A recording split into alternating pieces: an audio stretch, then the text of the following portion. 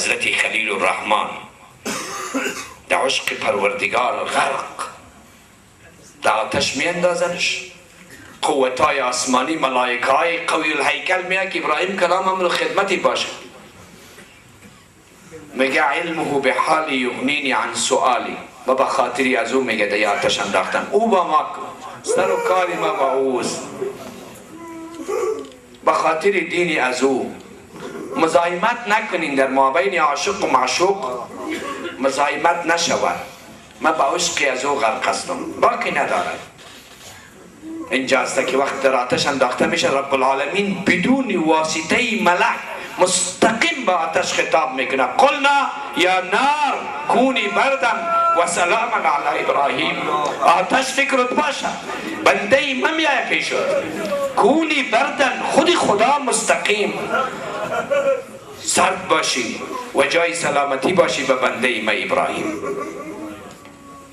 دوستی عزیز، ولی محمد مصطفی صلی الله علیه و سلم الله تعالی هر لحظه ای را خوش نگاه میکنند. حضرت عایشه میگه چقدر نازدانه هستی پیشی خداوند، چقدر نازدانه هستی، چیزی که میخوای همون تو وحی میآید.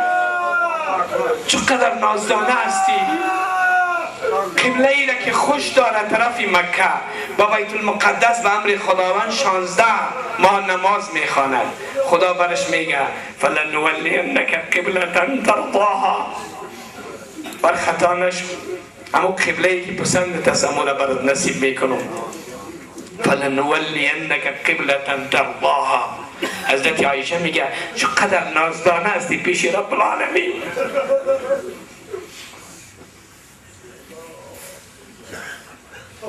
این مفهوم حبیب است، حبیبی خدا صلی الله علیه و سلم. چقدر خدا تو را دوست دارد. در سوره توبه یک جا عتابش میکند. عتاب ببینین، عتاب پر از محبت. در قضیه منافقین در غزوه تبوک، منافقین وقتی که اشتراک در جهاد نکردن، پیغمبر صلی الله علیه و سلم برشان اجازه داد. برشان اجازه داد. پیغمبر از خداوند عتاب میکند، عتاب پر از محبت. برش چی میگه؟ عفا الله عنک لما اذنت لهم. خدا تو را ببخشد، چرا اجازه شان دادی؟ خدا برش میگه خدا تو را ببخشد. چقدر محبت. خدا تو را ببخشد، چرا اجازه شان دادی انتظاری وحی نکشیدی؟ خدا تو را ببخشد.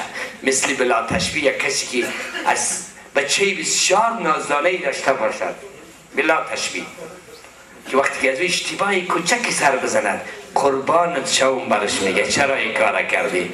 خداوند میگه عفا الله عنک لما اذنت لهم. خدا تو را ببخشد، چرا این کار کردی؟ چرا اجازه شان دادی؟